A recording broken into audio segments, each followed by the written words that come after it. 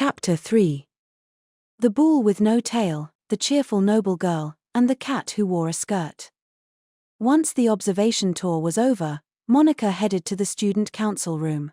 She was dragging her feet after all. She'd slipped out in the middle of fundamental magecraft and hadn't returned before the tour was over. Felix might say something to her. But that chess class was fun. Chess was entertaining to her in a different way than equations and magical formulae were. As she thought through all the different moves she could have made if she'd used the knight then, instead of the pawn, or if her opponent had attacked like so, she opened the door to the student council room. Only Cyril and Elliot were inside. They were both looking seriously at a piece of paper, lost in conversation. Wondering if some sort of trouble had cropped up, Monica listened in on what they were saying. "Cyril, I'm going to ask again. What is this? All I can see is a boule and a wheel. All I can see is a rabbit and a rotten orange slice." Based on what little she could hear, she had no idea what they were talking about. But before she could figure out what to say, Elliot noticed her and looked up from the sheet of paper before making a bitter face and averting his eyes. Did I say something rude during chess today, and make him angry? She thought, flustered. Cyril noticed Monica as well and called out to her. "Oh, Accountant Norton." Accountant Norton. When he said her title, she felt her back straighten slightly. No longer hunched and standing a little taller, she looked up at Cyril. Hello. What were you, talking about?" she asked. Cyril lowered his gaze to the piece of paper. Preparations for the school festival will be in full swing starting next month, and we'll have a lot more contractors coming in and out. We were verifying the contractors' seals in advance. Monica remembered seeing contractors' seals on the documents she and Neil had been organizing the day before. She thought back on the emblems inscribed next to the company names. Elliot continued Cyril's explanation. "I'm in charge of handling the Abbott Company, which Cyril was in charge of last year. When I asked him what their seal looked like, he told me it was a boule and a wheel. But both of those are incredibly common, right? I know of at least 3 or 4 companies with a boule and wheel motif. That's why I drew it out for you," said Cyril, a sour expression on his face as he thrust the paper in his hand at Elliot. When Monica caught a glimpse of it, she found herself at a loss for words. If she had to express what she saw verbally, she might say, it was a distorted circular object split into 12 sections behind a 4-legged, wriggly something or other. Elliot looked exasperated as he pointed to the wriggly something or other's head. "Right here, poking up vertically, those are rabbit ears, aren't they?" "They're bull horns," stated Cyril, his tone matter-of-fact. Elliot turned a pitying gaze on the other boy. Monica didn't want to be rude to Cyril, but she agreed with Elliot. The short legs on the round silhouette definitely seemed more rabbit-like than bull-like. She was staring into the wriggly thing's big, round eyes when Elliot turned the conversation to her. "Hey, Lady Norton. Does this look like a bull to you?" "Huh. She stole a glance at Cyril, who was staring at her with his usual piercing gaze. But in those sharp, penetrating eyes, she got the feeling, though perhaps it was just her imagination, that she saw a glitter of something like anticipation. When Monica started fiddling with her fingers and letting her gaze drift, Elliot shrugged. "See, Cyril? Face reality. Well, this is all the prince himself needed to figure it out." "Yeah, probably because he knows you were handling Abbott last year," said Elliot, exasperated. Cyril flew into a rage. "You doubt His Royal Highness's words? What I doubt is your artistic sense. How did you think this would get your point across? This is what happens when someone has no refinement." As the two started to argue in earnest, Monica rallied her courage and stammered, They both turned toward her, which alone nearly caused her legs to buckle. Nevertheless, she snatched up a feather pen and focused, scrawling something on a nearby piece of paper. After about a minute, Monica had finished. This is the, emblem for the Abbott Company. A bull facing left against a wheel with 12 spokes. She'd drawn it from memory. Cyril's and Elliot's eyes were glued to the paper. It's exactly how I remember it. Lady Norton, would you happen to be related to the Abbott Company in some way? Monica shook her head, then returned the feather pen to its stand. I saw it on the list yesterday. I'm good at remembering diagrams and drawing them from memory, so. Certain imbuement spells, which imbued matter with mana, wove a magical formula into a special pattern or design. Monica loved those patterns, they were beautifully calculated, and whenever she'd had a free moment at Minerva's, she used to copy them down on paper until her hands were black with ink. How do you draw such perfect circles and straight lines without using any tools? Wondered Elliot aloud. Cyril looked between his own picture and Monica's, then pounded a fist into his palm as though he'd just realized something. I see. My bull was missing a tail. What it was missing was any kind of artistic ability. How can someone so embarrassed about their singing being heard shamelessly show other people something like this? Just as hostility began to creep back into the room, the door swung open. It was the beautiful student council secretary, Bridget Graham. She took one look at the two boys, still glaring at each other, and declared flatly, "Security contacted us saying an Abbott Company cart is at the front gate. Whoever is handling them, please go check them in." That was the very company with the bull and wheel emblem they'd just been talking about. Elliot, the one responsible, frowned suspiciously. "A shipment of supplies?" he asked.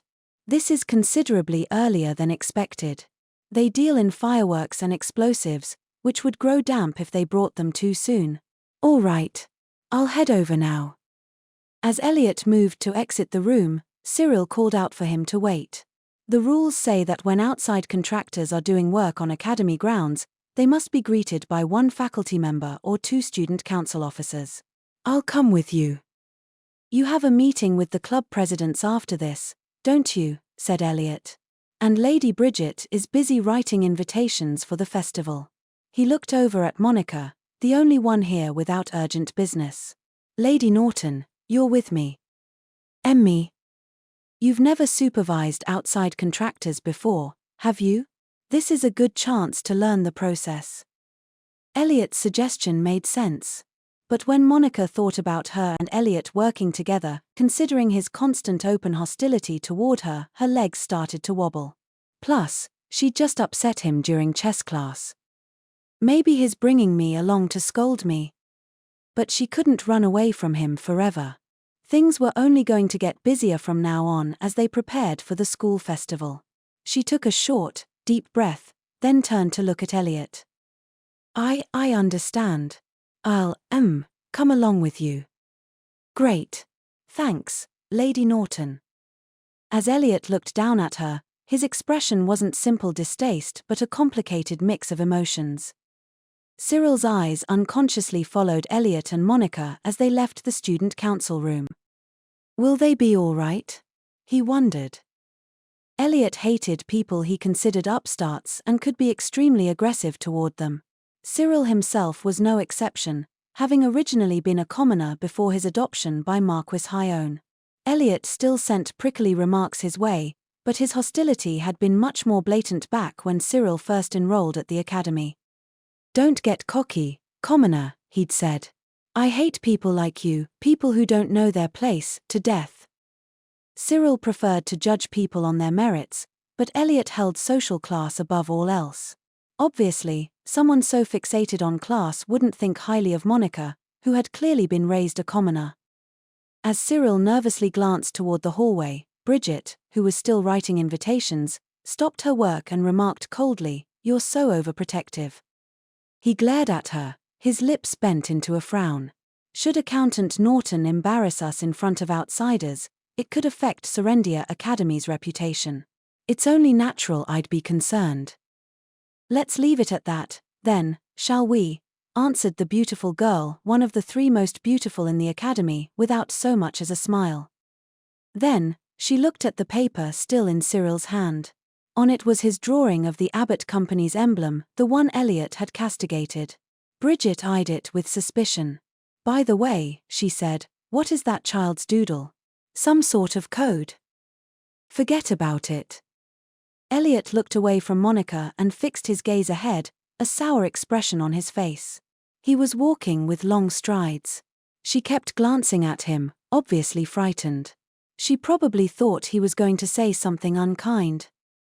Ah, for the love of, he thought to himself. I managed to bring her out, but what am I supposed to say?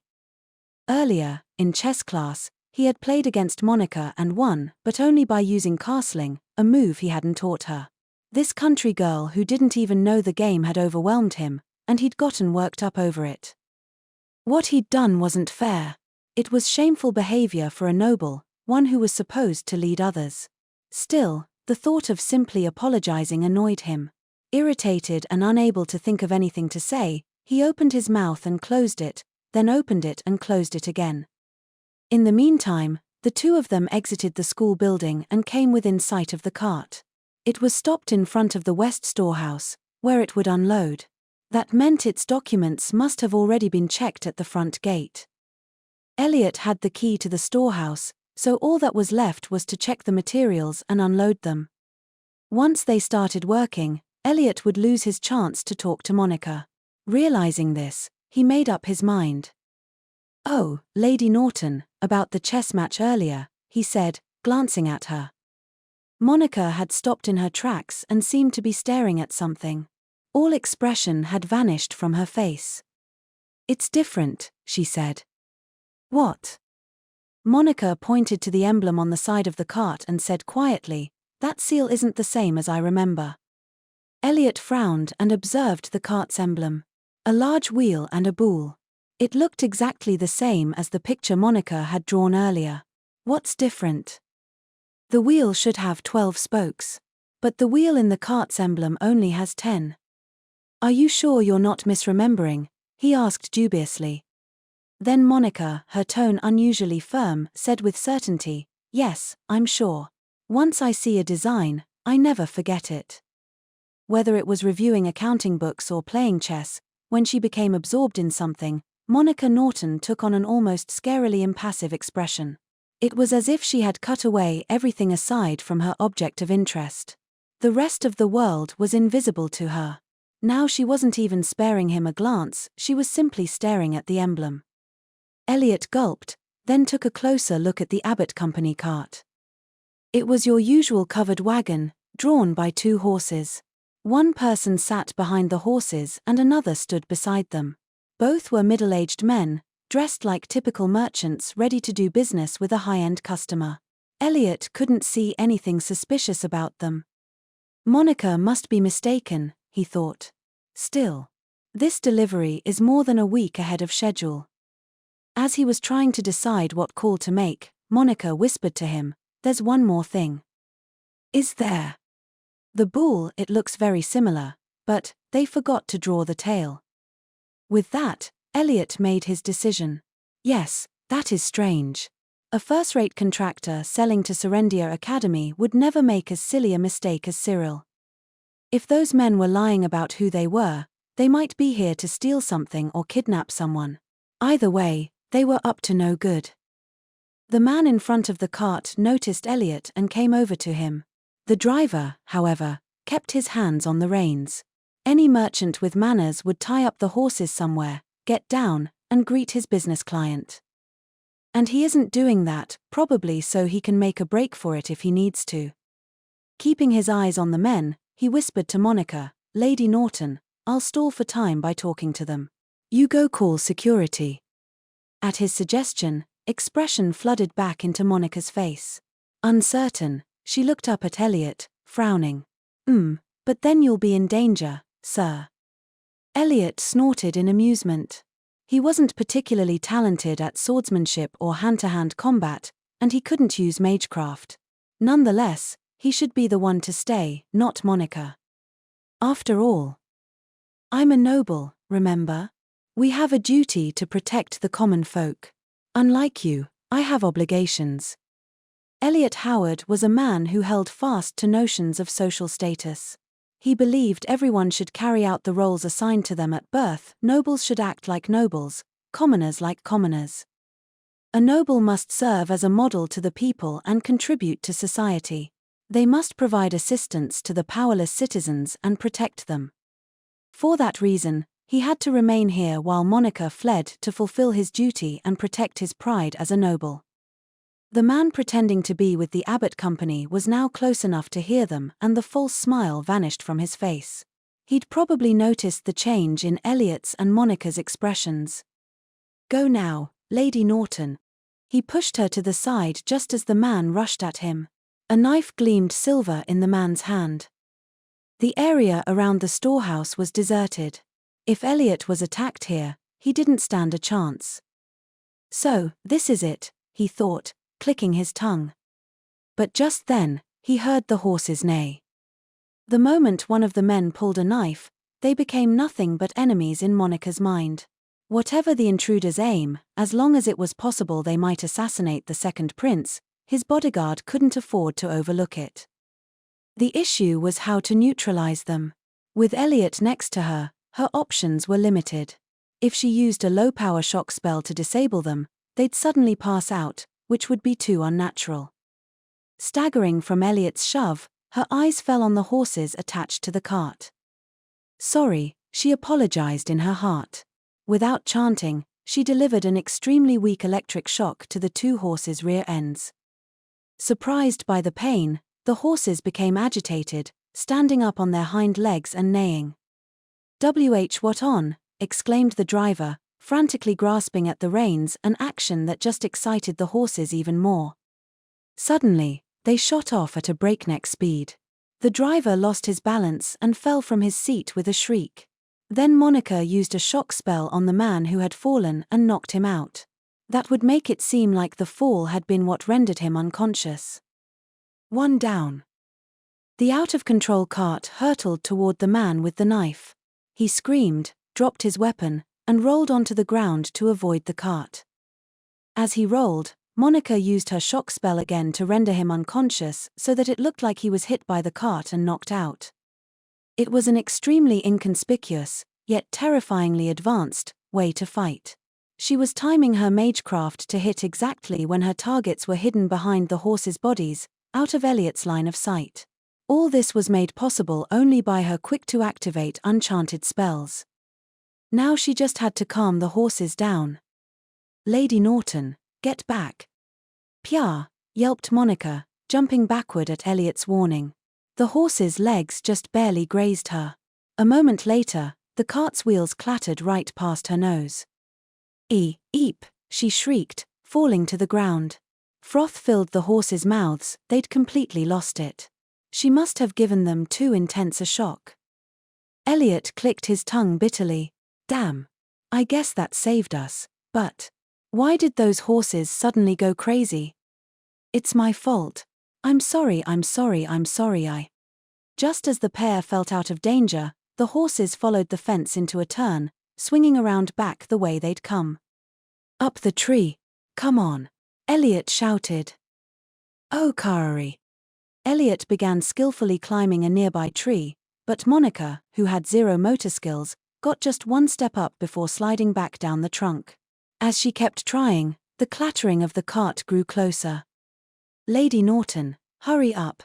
Grab on," shouted Elliot desperately, reaching his hand down from the tree. Monica frantically reached up, but by removing her hand from the tree in her already unsteady position, she lost her balance and toppled backward. Oof. When she hit the ground, she saw it, the out-of-control cart, right before her eyes. "If I use a defensive barrier, it'll be too obvious. Should I create a gust of wind? No, I would need more than a little wind to stop the horses. The shock spell again. It would be unnatural if I made it strong enough to knock them out, and a weaker jolt would probably just make things worse." Ah! Her eyes were spinning, and she was unable to collect her thoughts. Just then, she felt someone tug at her arm. "This way." A girl's white-gloved hand had grabbed her own. With a strength unusual for a maiden of Serendia Academy, the girl pulled Monica in. Monica's small body was wrapped up in the arms of her savior. Eep. Phew. That was a close call. The one who had reeled her in and held her was a tall female student. Her light brown hair was tied in the back, and she seemed full of energy. Judging by the ribbon at her collar, she was a second-year student like Monica. But her face wasn't familiar, so she must have been from another class. Thank. You can thank me later. Step away for a minute, said the tall girl, rolling up her skirt hem and confronting the runaway cart that was once again heading right for them. Watch out. It's dangerous, cried Monica. What are you doing? Elliot shouted to the girl. Get out of there. Despite their warnings, the girl stared straight at the cart without moving. As it charged her, she dodged it by a hairbreadth, grabbed the flailing reins, and jumped. Her white skirt fluttered out, then came to a stop in the driver's seat. You're fine now, she said soothingly, pulling on the left and right reins in turn. See? Calm down. Come on. She never once scolded the horses or yanked on the reins. As she firmly repeated, come on, they gradually slowed and calmed down. Good boys, said the girl, pulling on the reins again to bring the horses to a halt. Elliot climbed down from the tree and looked at her, eyes wide. That was amazing. Not everyone could jump onto a runaway cart and soothe both of the horses. But the girl simply stroked their manes without boasting. It's a good thing these two were trained to respond to voices, she said. I'm sorry to ask this, said Elliot, but could you keep the horses calm? The two people on the ground are intruders pretending to be with a contractor. Intruders? Yes, very well. I understand. Though she was surprised by the instruction, she nodded without argument. Elliot removed the key to the west storehouse from his pocket, opened the door, and threw the two unconscious men inside. Then he closed the door again and locked it. Good. That should keep them out of trouble. Lady Norton, wait here. I'll go call security and the faculty. Leaving them with clear instructions, Elliot hurried off toward the front gate. He probably figured he'd be faster than Monica, who was slow and bad at explaining things. After watching him go, Monica looked up at their savior, who was sitting in the driver's seat, and bowed her head in thanks. Thank you for helping us. Don't mention it. When someone's in trouble, you have to help them out. You two ran into these intruders, right? That must have been rough. The girl watched Monica with friendly concern, still holding the reins. Her attitude was unaffected and straightforward. She didn't fit the image of a noble young lady from Serendia Academy, but she seemed nice. I'm Casey Grove, a second year. What's your name? Monica Norton. Monica misspoke, and her face immediately went red. But Casey showed no sign of mocking her. Monica Norton, so you're the transfer student I've heard so much about. She's heard about me. I guess I'm the subject of gossip now. Monica's face darkened, knowing the rumors couldn't have been anything good. Casey beckoned for Monica to come up to the driver's seat. Hey, want to ride up here? It feels really nice. Huh. Wait. No, I couldn't. It's easier than riding a horse the normal way. Come on, said Casey, reaching a hand out toward Monica. Unable to refuse, Monica nervously stretched out her own hand. Casey took it and gave it a firm tug. With ease, she pulled Monica up next to her. Monica wondered if she was even stronger than Elliot. Unused to sitting up front like this, Monica fidgeted as she took a seat and looked ahead. Wow. For someone as short as Monica, the world looked positively fresh when viewed from up here. Her eyes sparkled in fascination. Casey, stroking the horse's manes, gave a toothy grin. The other girls in my class give me weird looks when I say this, but my favorite spot in a cart is the front seat. The wind feels nice, and it's closest to the horses. She looked at one of the horses as she patted his manner. Her gaze was extremely gentle. A sidelong glance at her expression was all Monica needed to tell how much the other girl loved horses. Want to try petting one? If you do it right here, it makes them really happy. Oh, okay. As instructed, Monica stroked the horse's manner. Nero's smooth fur was always pleasant to the touch, and while the horse's firm, glossy manner was different, it had its own charm. I'm sorry for hurting you before, she said in her heart before looking over at Casey in the next seat. Lady Grove, you, sure do like horses, don't you? No need for all those stiff titles. Just call me Casey. Can I call you Monica? Monica nodded, and Casey thanked her and went back to stroking the horse's mane. Oh, right. Horses. I love horses, and I love riding them. Back home, everyone rides horses, both men and women. I help transport livestock via cart, too. You know, like old man Sam's pigs. Casey paused, startled, and covered her mouth before laughing in embarrassment. Wait, sorry, she apologized. You probably don't know what that is. You see, it's a children's song we sing back home when we move our livestock, and I know old man Sam's pigs, exclaimed Monica in a louder voice than normal, unconsciously leaning forward. It's a song about a beautiful, wonderful sequence of numbers. Casey blinked a few times, then smiled with her eyes. I'm surprised anyone else at Serendia Academy knows that song. I'm a country noble, so I don't have much to talk about with the girls here. Not many noble young ladies help move livestock, so. She was right, this was Monica's first time seeing a noble young lady who could ride a horse or help move livestock. Though she did know of a wonderful girl who was more than happy to play the part of a villainess. Casey seemed embarrassed about it, but now that they had a shared topic of interest, old man Sam's pigs, that is, Monica suddenly felt much closer to her. You can do, all sorts of things, can't you, Casey? Actually, I can hunt, too. With a crossbow. That's amazing, breathed Monica. She was hopeless when it came to motor skills, so just being able to ride a horse was more than worthy of respect. And she can hunt, too. Monica thought to herself, forgetting the 20+ dragons she'd killed in the last several months and looking up at Casey in admiration. You're pretty amazing, Casey. Ahaha. Thanks. I actually wanted to pick horseback riding as one of my elective classes. What about you? I haven't really decided yet. Then why not take horseback riding with me? It'll be a lot of fun. Monica's eyes widened.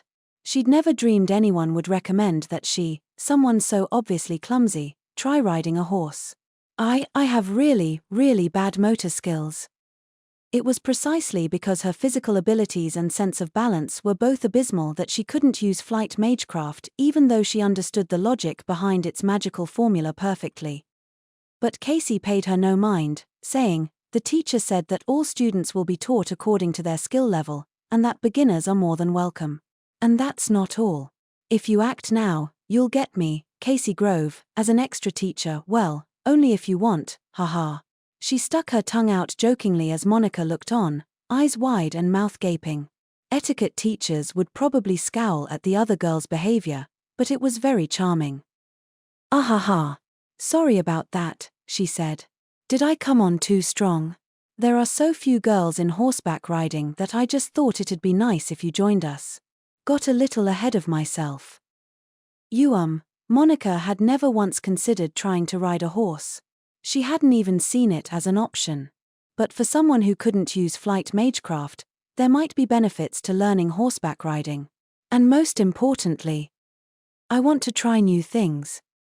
When she'd heard the rules of chess in that elective class, she'd thought, how simple. But after actually playing, she'd realized it was anything but, instead, she'd found it full of surprises and excitement. There was a whole world out there she'd never know about unless she took that first step. Could even someone like me learn to ride a horse? Asked Monica hesitantly. Casey grinned and slapped a hand to her chest.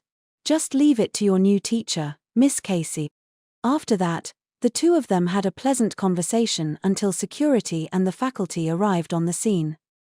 Monica usually had a hard time interacting with new people, but she found it easy to talk to Casey. The way she spoke energetically and without a hint of nastiness was pleasant to listen to. And even when Monica tripped up on her words, instead of getting mad, she'd just wait for her to finish. She even made sure to bring up topics Monica found easy to talk about. Come to think of it, you said something about a sequence of numbers earlier when I mentioned old man Sam's pigs. Yes, exactly.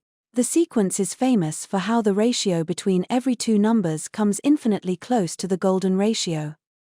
Oh, I'd never heard that before. Also, it's a lot of fun to prove the cyclic nature of the sequence's remainders. Monica, you're the kind of person who can't stop once you start talking about something you like, huh? Eek. I am sorry. I'm really sorry. No, I'm not mad at you. You're pretty smart. Their conversation was nothing more than idle chit-chat. But for the socially inept Monica, her time spent talking with Casey that day was not just fun, but precious.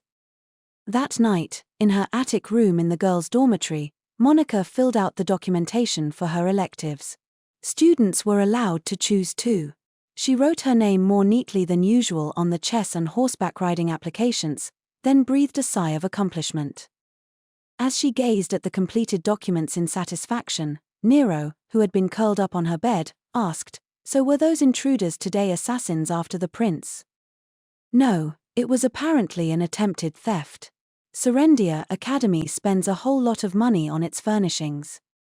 And those dim-witted thieves managed to disguise themselves as merchants and infiltrate, only to suddenly lose control of their horses for no apparent reason, before being thrown to the ground, losing consciousness, and getting arrested by school security, huh? Nero scratched his head with his hind leg, then looked up at Monica and grinned teasingly. Still, I gotta say, your panicked face was quite the sight. Have you never climbed a tree before? If you were watching, then why didn't you help? Hey, I couldn't have done anything in that situation. Not with the droopy-eyed guy and the tail-hair girl there. The droopy-eyed guy probably referred to Elliot, while the tail-hair girl most likely referred to Casey. Nero never put in the effort to remember people's names. At any rate, continued the cat, this whole setup is turning out to be pretty inconvenient. I can't give you much support while you're inside the school building. Normally, Nero would take walks in the academy's gardens and across its roof while in his black cat form, keeping an eye on Felix's surroundings. But as a cat, he couldn't enter the school building, so he wouldn't be able to help at all if something was to happen inside. Swishing his tail, Nero seemed to lose himself in thought for a few moments. Eventually, he appeared to have come up with something and hopped down from the bed. I just had a great idea. If I can't be a cat, I should just be a person. But don't you always wear that one robe when you change into human form? Whenever Nero took on the appearance of a human, he would wear an old-fashioned robe. It would have stood out even in town, and it would be still more conspicuous at Serendia Academy. Nero chuckled confidently, the sound of a meow audible in his laugh. Sure, I usually go for the robe. But if I try a little harder, I can do other clothes. Check this out. Black fog enshrouded Nero, then expanded into the shape of an adult man. Up until then, his transformation wasn't any different from before.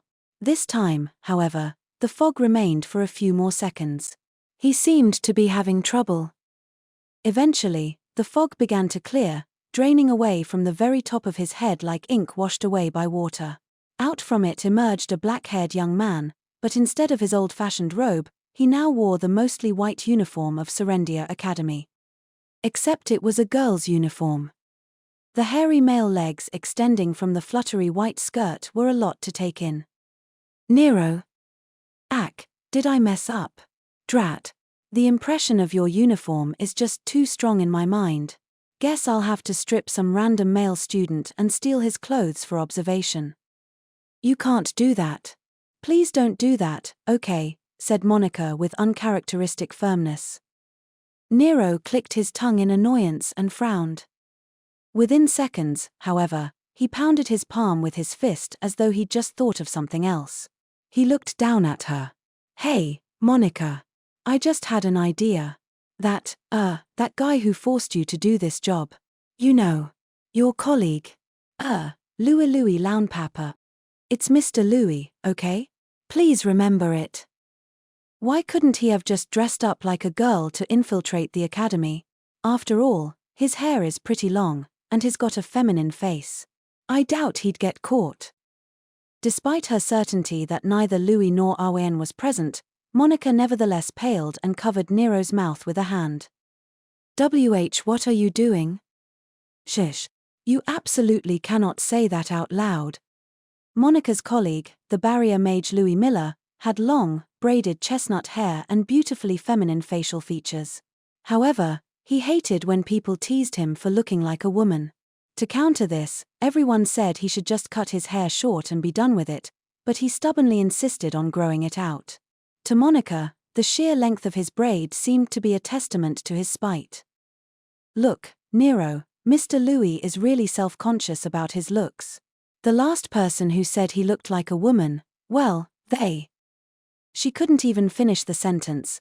The only sound that came out was the chattering of her teeth. Even Nero's face stiffened at her strange behavior. Whoa, what happened to them? Finish your sentence. I've gotta know. Please finish your sentence, or I'm not gonna be able to sleep tonight. Ignoring the cries of her familiar, who was currently an adult man wearing a skirt, Monica buried herself under the covers. The multitudinous deeds of extreme evil committed by the barrier mage Louis Miller were a little too hair-raising for Monica to say out loud.